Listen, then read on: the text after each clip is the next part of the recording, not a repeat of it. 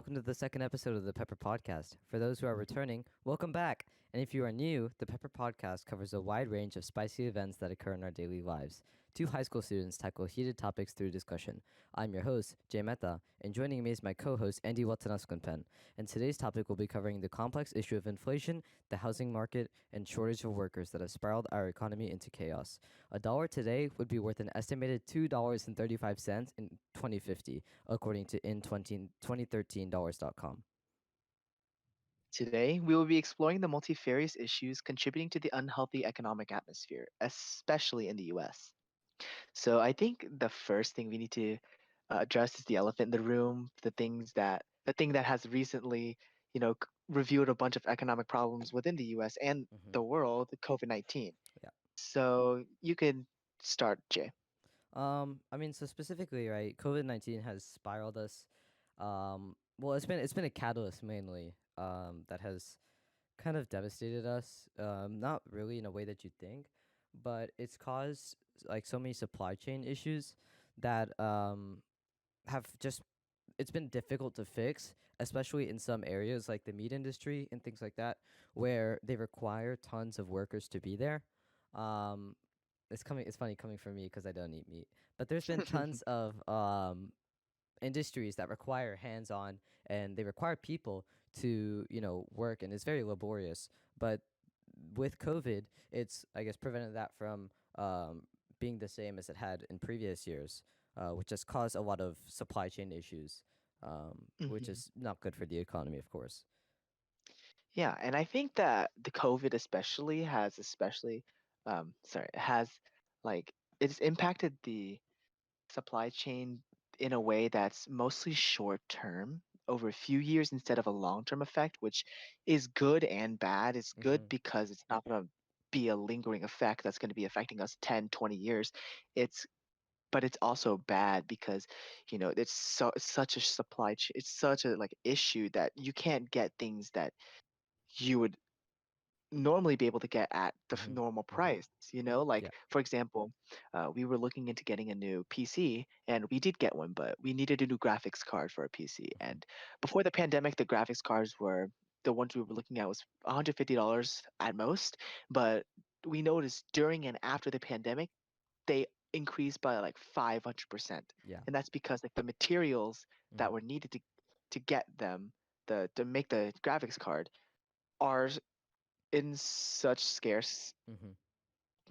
they're so it's so Capacities. so Yeah. scarce, yeah, capacities that like during the COVID-19 pandemic, since there were supply chain issues, they couldn't get those materials out, and they couldn't it just disrupted everything. So that's Mm-hmm. just one effect that it had.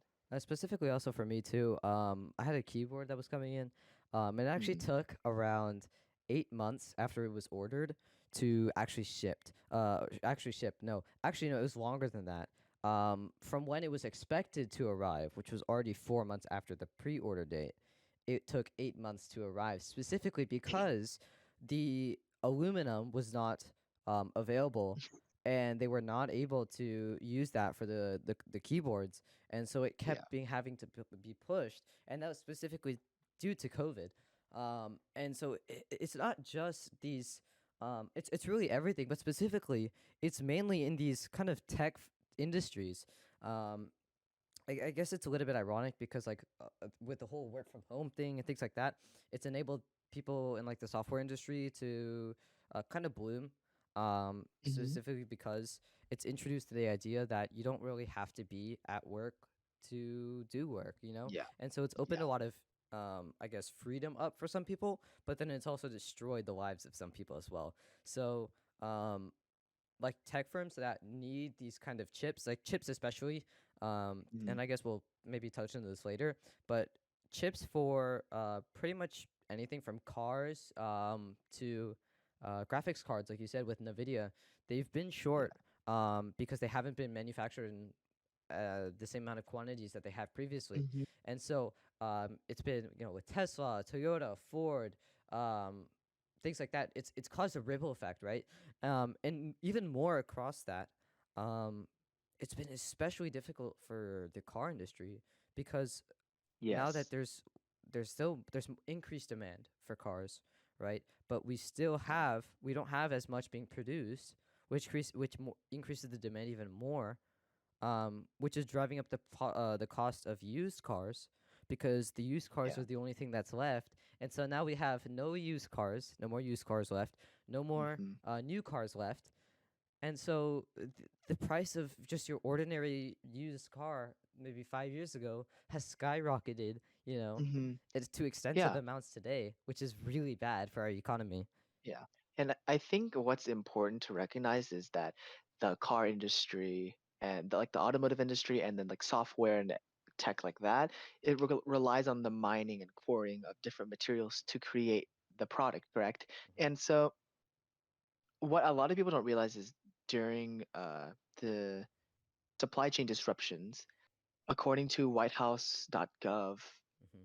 it only made up about 20% of the supply chain disruptions, where Mm. the most was actually manufacturing and construction, Yeah. which makes sense. Yeah. Specifically, actually, I talk about cars, in the automotive industry being affected. As soon as I finished saying that, I was like, "Oh my God, there's something even bigger. The housing industry, right? The housing industry.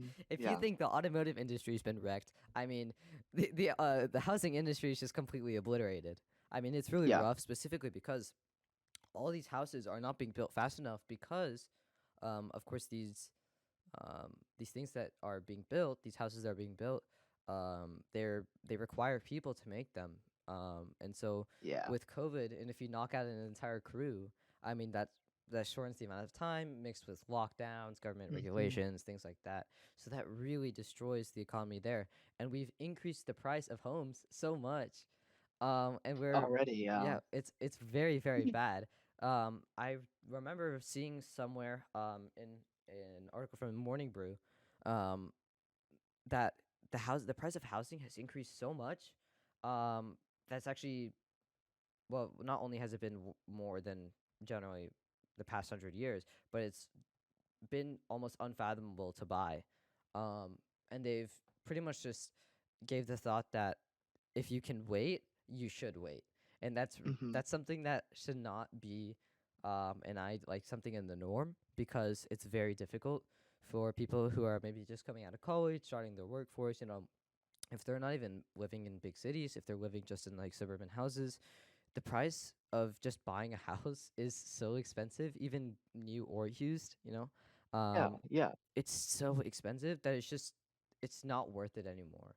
And so there's And like, yeah. yeah, I'm sorry, but like there are a lot of factors that go into the housing market price, Yeah. right? Demand for housing is going down, but it's still really high because Mhm. housing is a need that we all are entitled to, right? It provides protection. And so if you keep that need up, there's always going to be a market for them. And so, like, number one, land used to be cheaper in the US, like back then, because there was so much of it. And, like, you know, but then there's also that, like, government subsidies. Apparently, there was this.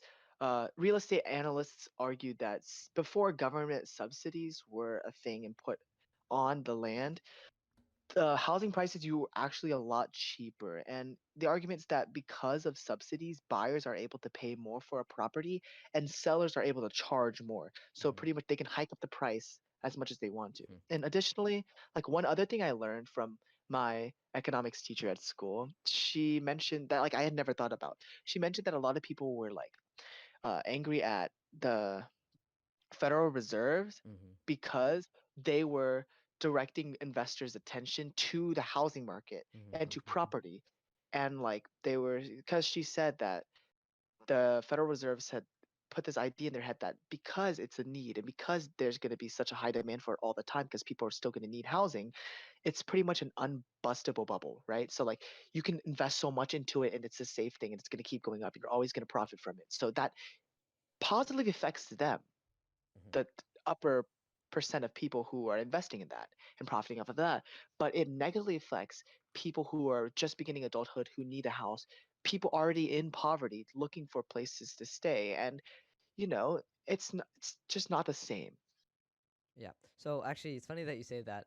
I also remember from Morning Brew, there's a big China property company called Evergrande that actually just not quite recently, but they went bankrupt. And if it was like if they the only thing that would save these properties was the Chinese government. I haven't followed up with that story. I don't know if the Chinese government did, but Mm-hmm.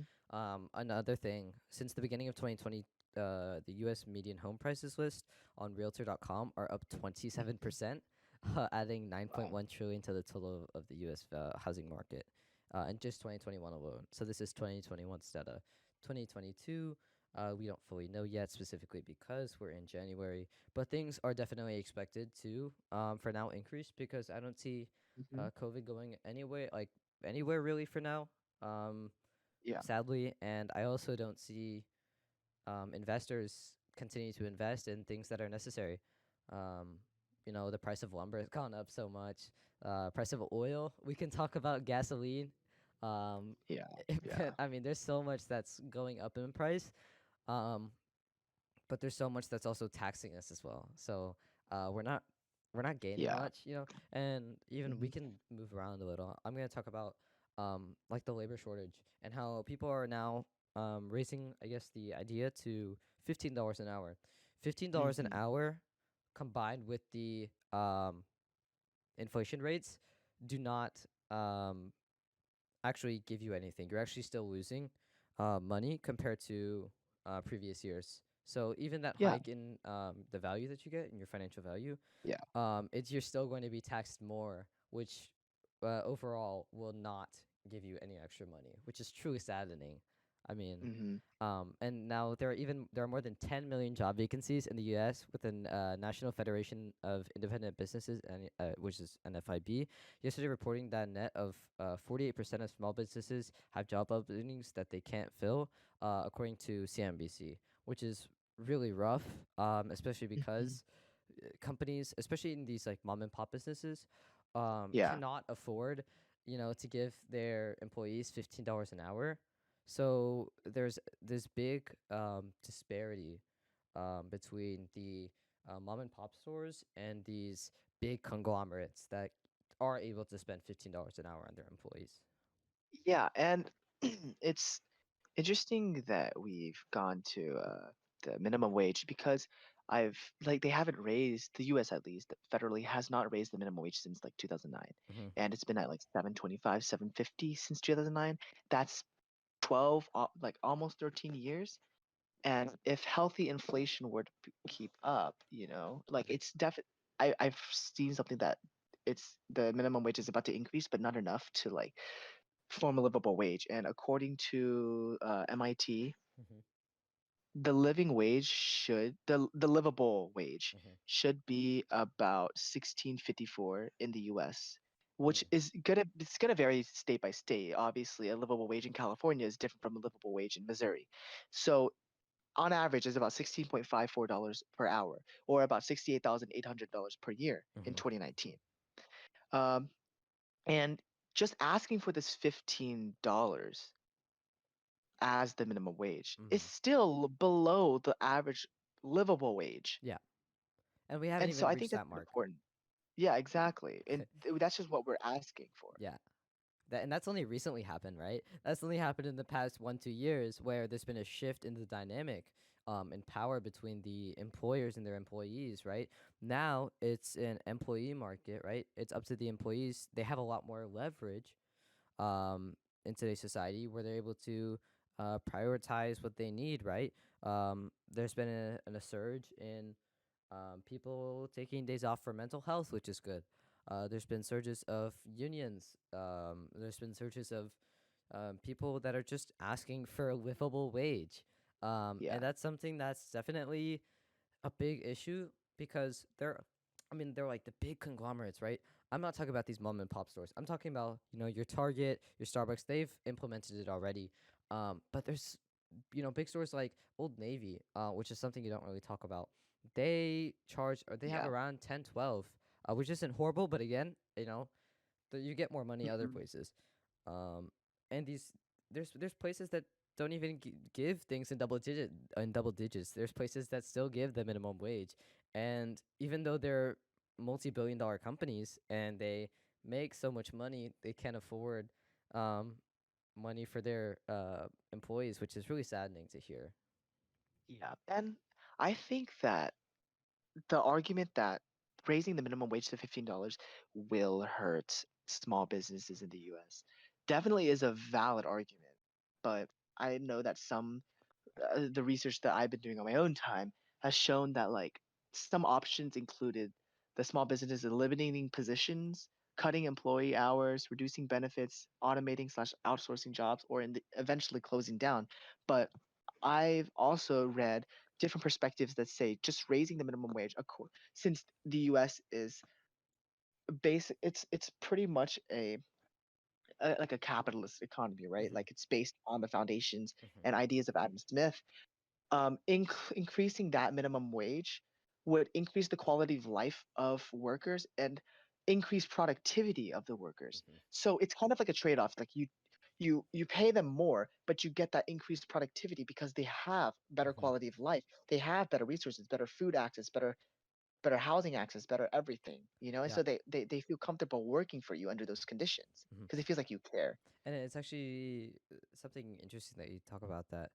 Some of the big companies, software companies like Google, Microsoft, Facebook, they actually provide free meals to their Yeah. employees, and they provide free drinks and things like that to make them more comfortable with space. And they actually, I mean, they provide them. They're a software company. They provide them very good wages, right? So if you give them a stable, job that's provides pretty much the main important Hmm. things for them. I mean, they'll perform very well, hopefully, and Yeah. it's proven that, right? We have Hmm. Apple and Microsoft and all these big companies hitting like record stock high number, like record number, Yeah. or I guess record stock values. I think Apple was the first one a couple weeks ago, the first one to hit the 1 trillion market cap, I believe, Yep. or Yep. yeah, right. That's true. So it just all comes down to how you treat your employees. That then again, it's an investment, right? It's Yeah. an investment into your employees that will in turn give you a better um, returns of value, right? Return on investment. Yeah. And I think it's hard to say just care about your employees, right? Mm-hmm. Because, like, under the capitalist system, at least, in theory, capitalism does very much work and it creates incentives for hard work and innovation. But as we've seen, we've kind of strayed past that theoretical capitalism and into this kind of strange, muddled capitalism Mm-hmm. that Mm-hmm. exploits workers Mm-hmm. like mass with the working class, right, for the benefit of the owner, as we've seen with Jeff Bezos not increasing the price, increasing minimum wage or conditions in his Amazon's warehouses. But Mm-hmm. like establishing regular, like, predictable increases to minimum wage that are linked to overall wage growth, Mm-hmm. that would pretty much like it would address and reduce the inequality from past Mm-hmm. economic inequality and like just past Right. inflation that didn't really with that the working class of America, middle class of America, didn't really see Mm-hmm. any improvement at all. Yeah. Yeah. And also talking about inflation, the Fed has announced that the inflation is transitory, meaning that it's not temporarily going to go away. It is going to stay at this rate. And so now it's become not a matter of how long can we last, and more of how are we going to circumnavigate this issue? How are we going to mitigate this issue? Mm-hmm. And two things that go with it, like with the gas, that's very difficult to do because number one, it's a commodity. It's something people need to go to move. Gas prices have significantly rose, as well Mm-hmm. as things like the meat industry with beef. Beef has not too sure, but in markets it's around doubled, right? Yeah. Walking to your local grocery store, you see those prices of meat, and like I've heard stories that like people can't buy like any meat because it's so expensive. So they're looking for other alternatives, right? And that's really difficult because on people that are living paycheck to paycheck, because the value of Yeah. their paycheck is going down. And that what as it goes down, there's really not much they can do except, hey boss, can I get a raise? And which they're generally denied. It's Yeah.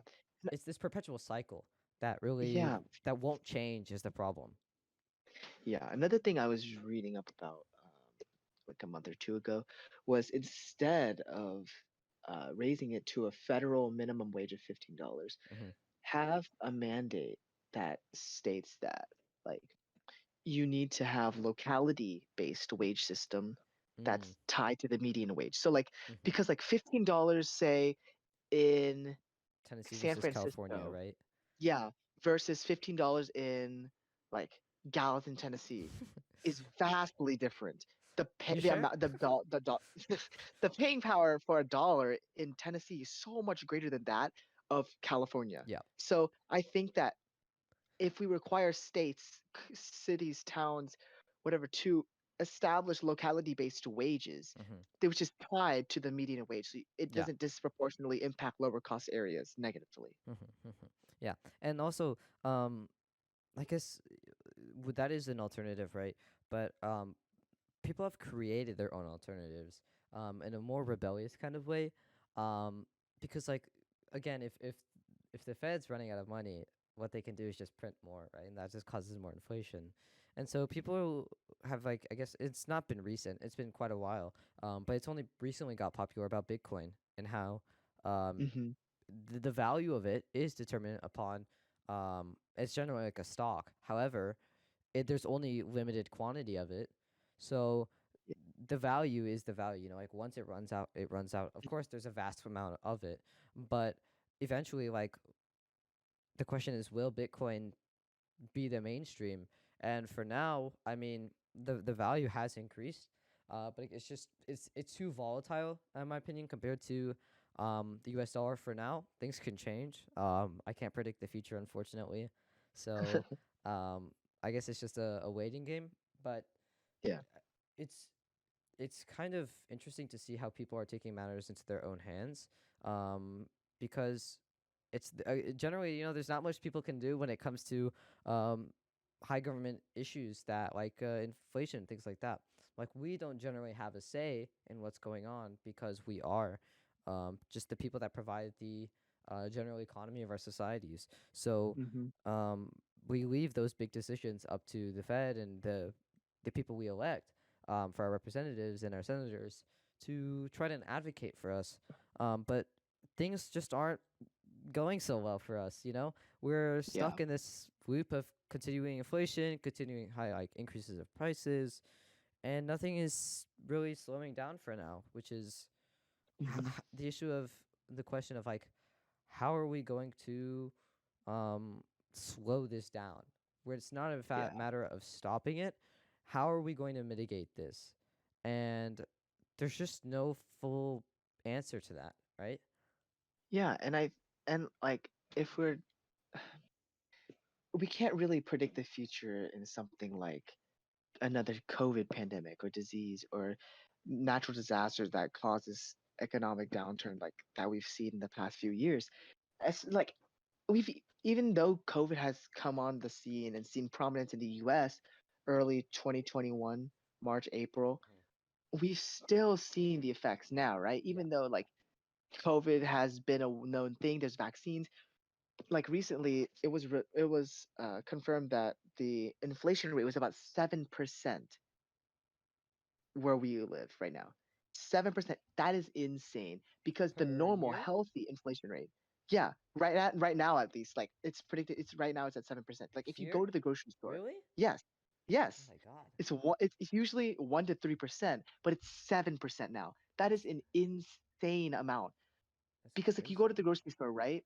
You can definitely tell. I promise you, my parents have been telling me they were like, the inflation is so bad right now. The prices at the grocery store are insane right now. You can definitely tell there's like in the past few months at least, Yeah. it's been seeing an exponential growth.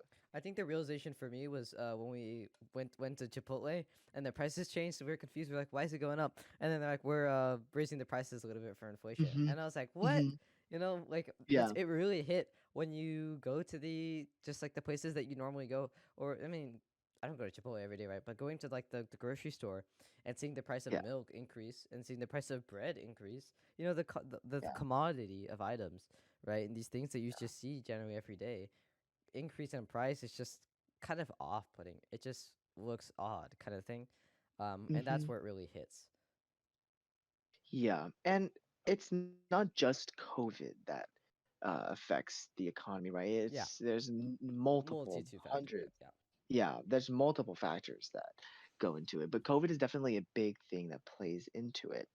But I feel like it's a yeah, catalyst more than a factor yes, because yes, I agree. things have been. I mean, before that, it was pretty decent. I mean, things were Mhm, happening. And but it wasn't. Inflation was. It's going to always happen, but it wasn't as much as COVID.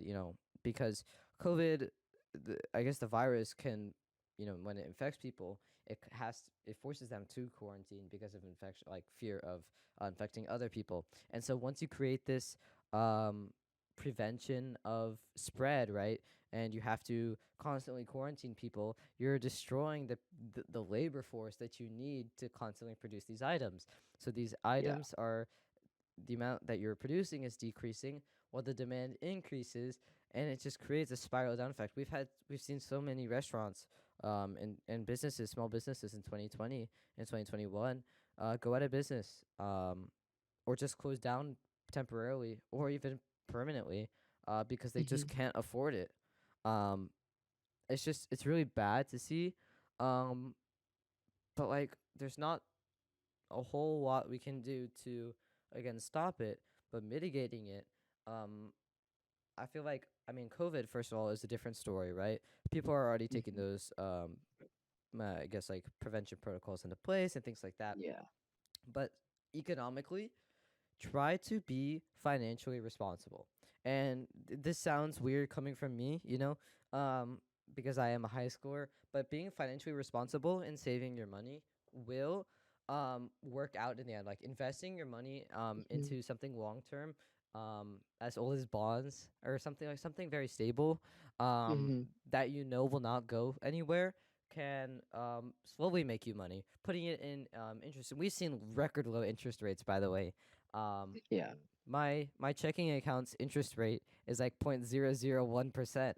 And so I mean it's not a lot, right? So Yeah. like once you have these, um like when you have interest low, like lowest interest rates ever, still you're making some money, right? So whatever money Yeah. you don't need, just put that in a bank, put that in something that you trust that will slowly increase in value.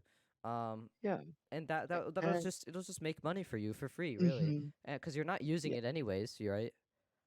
Yeah, exactly. And I think that, like, especially if we're talking about supply chain issues and then that affecting inflation rates and also like interest rates that you were talking about, I think that the US especially has to prioritize security, sustainability, and just like safety Mm. over low costs because the US has a tendency, or the producers have a Mhm. tendency to try and cut costs as low as Mhm. possible, sell as much as The possible, cheaper right? route. Yeah, but even if it may be cheaper, it ends up with a brittle supply chain Mhm. that, with everything taken into consideration, is still incredibly expensive. And by investing in research and then Mhm. production workers and communities that will rebuild sustainable manufacturing capacities across the country, we can ensure that something like this is much better prepared for in Mhm. the future, and it's a much better fallback. We don't see that cataclysmic destruction of the economy and supply chain that we've seen Mhm. past years. That just reminded me of when COVID first started. It really got bad.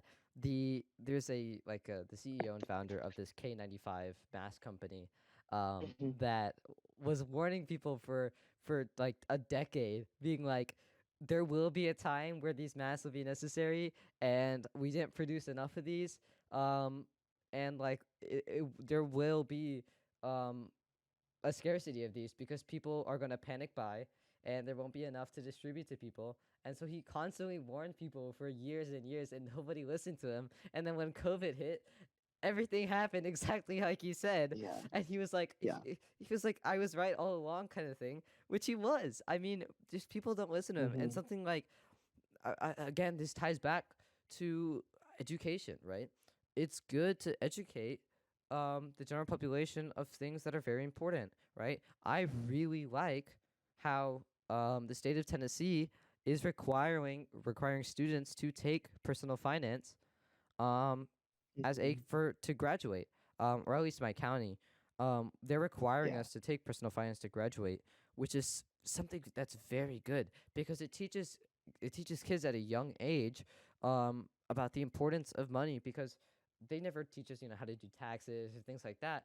But if there's Mhm. something that you should get out of anything, it's how to be financially responsible and financially stable Yeah. because financial stability is something everybody wants, right? And Mhm. another thing that we can talk about for another time is student debt. Student debt has also been very bad, um, Yes. Yes. because our money has already spread so thin that I don't know if there's really. I can't speak for myself, but college students don't really know where the portion of student loans can be. They've already spread their money so Mhm. thin because it's already not the value that Yeah. it used to be, that there's no money left to pay back their student loans, or there's not enough money to pay rent or something like that that's important. So it's just a spiral effect. Yeah.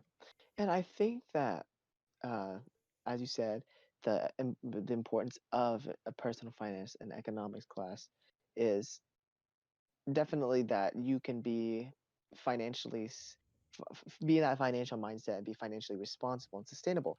But I also think that the, it's important to be able to think Mm-hmm. like an economist, right? Mm-hmm. Maybe not exactly like an economist, but similarly to an economist, in which we can analyze history and analyze theory, because that's two completely different things, right? Yeah. Like, for example, if we're talking about communism, in theory, in a perfect society, communism would work, right? Mm-hmm. We're not, but But again, it's pure in communism, right? history, yeah, that's pure communism. But however, in history, what people like to cite is like um, Mao Zedong, and Yeah. then Stalin, and then like Vietnam, Cuba, Mm-hmm. but that wasn't pure communism. Yeah. Yeah. That was it was not an pure it communism. was an imitated version, right? And it's the Mhm. same with Yeah, capitalism, right? There's no such thing as true anything. yeah. And so we could say the same thing if we like one argument that I heard in uh, my economics class was like, communism has led to what Mao Zedong killing 40, 60 million people in China, Stalin killing tens of millions of Hmm. Russians, blah, blah, blah, blah.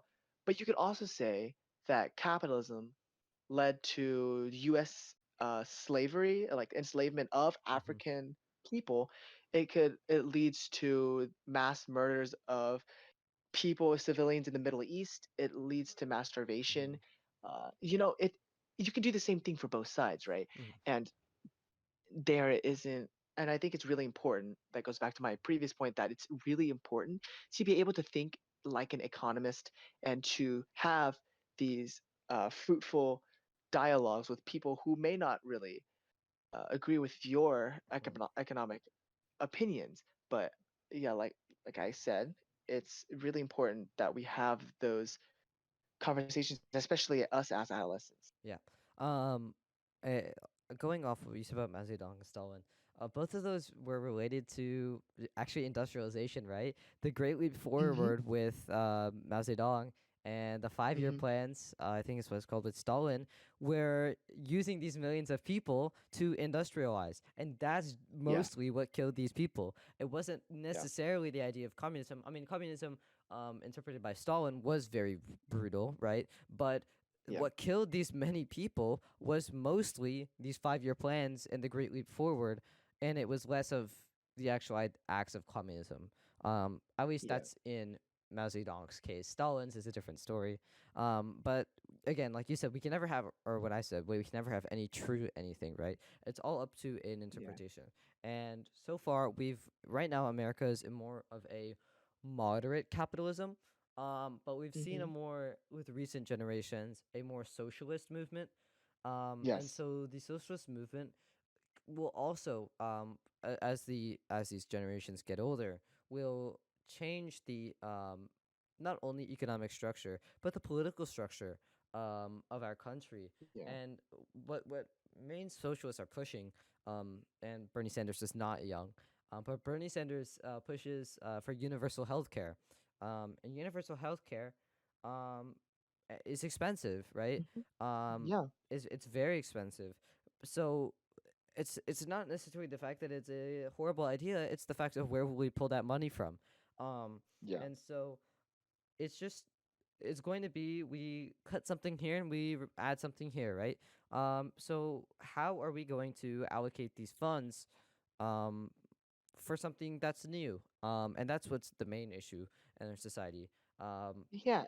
And I think if we're going to talk about allocating funds, the US being a mixed economy, which has most of its reliance on like a true free market economy Hmm. with some governmental Yeah. control, I think, I say very few governmental control. Going back to universal healthcare, education, stuff like that, I think that we should one sector that we need to address is the military Mm. because the U.S. budget for the military is insane. Yeah, like last time I checked, it it invested more in its military than the next 10 countries combined, Mm. whereas the majority of those countries are our allies. So yes, the military is important. A military is important. It ensures the safety of our people. But when that money is being used so much for our military that it's unnecessary, Mm. that's when there's a problem because we could be reallocating some of those funds into education, some of those funds into healthcare, Mm-hmm. into the homeless population, because it's estimated that it takes about $20 billion to end homelessness, if I'm not wrong, Mm. in the US. And we could just be using our funds in so much more sustainable, more innovative ways. I think you bring up a good point where you talked about the unnecessary allocation of capital. Hmm. And I think that's something very important. Um, and it could be misconstrued, right? What really is necessary? And that's something that's again perspective. But it's something that's it's like how do you consider what is what? And Yeah. what's I guess one big thing about necessity, especially now because we're not really in war right now, but we're Hmm. spending a lot of money on developing weapons. So, um, I mean, developing weapons is cool and all, but how much of that is necessary? And I feel like Yeah. there should be. And this is also another topic for another day. We should have some transparency between the government and its citizens. Um, Yeah. or at least some more transparency, um, because I feel like things are a little bit um, clouded and a little muddy. Where I think we should know more about. So it's very difficult to wrap around, right? Hmm. But yeah, it's another thing that you brought up, homelessness. Um, that's also a very difficult issue. But like there's so many homeless people in our country, right? But and Yeah. it doesn't take a whole lot to um I guess to make them not homeless to I don't know, Yeah. give them homes and things like that.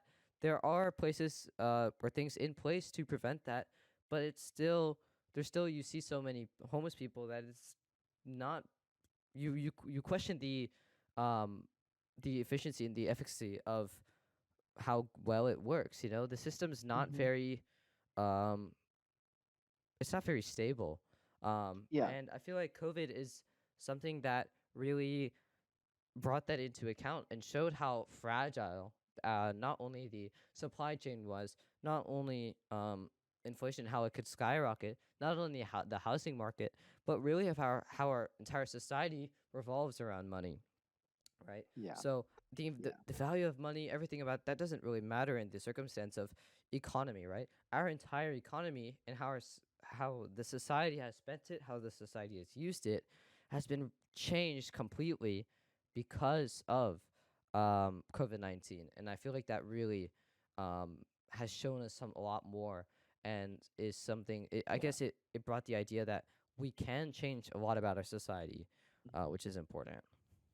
Yeah, and adding on to that real quick, I think that yes, while the COVID pandemic uh, re- has been Hmm. devastating for the economy and for millions of people, I think it's revealed some pretty essential things that are wrong in our government, but it's also in our not government, but our economy. Hmm. But it also stimulates innovation and Yeah, thinking in that in ways that we never would have thought yeah. if we didn't have that. This podcast is And one of them. yeah, exactly. Yeah, Yeah, and so I think we're gonna wrap up. yeah. And with that, our discussion comes to an end. We thank you for listening and hope you'll stay tuned for future episodes. Don't forget to follow the Pepper Podcast on Instagram, Spotify, Apple Podcasts, and YouTube. Thank you. Thank you guys.